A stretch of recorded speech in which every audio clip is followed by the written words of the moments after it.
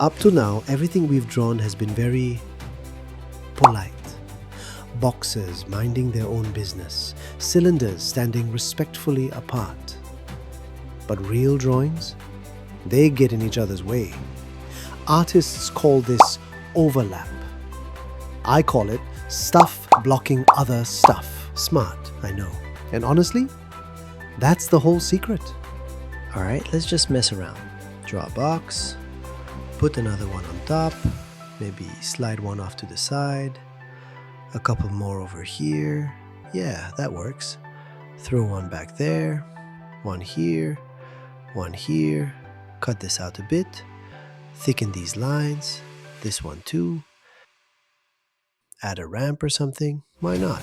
And suddenly, congratulations, you just created depth. Did you move a vanishing point? No. Did you change perspective rules? Also no.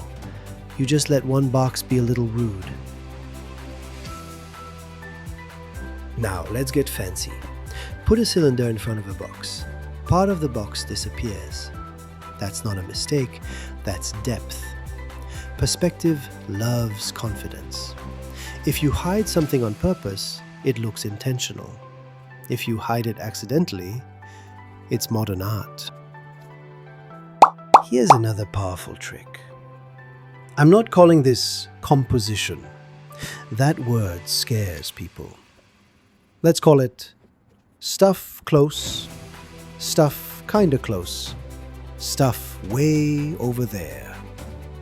Big shapes in front, medium shapes in the middle, tiny shapes in the back. That's it.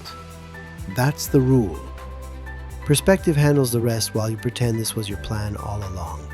If things start overlapping and it feels messy, good. Clean drawings look flat. Interesting drawings bump into each other. Art is just controlled chaos with better marketing. So today you learn, overlap creates depth. Bigger equals closer. Smaller equals farther. And hiding things is actually helpful. If this helped, hit like. If it didn't, hit like anyway. It builds character. Subscribe for more drawing lessons. I'll see you in the next one.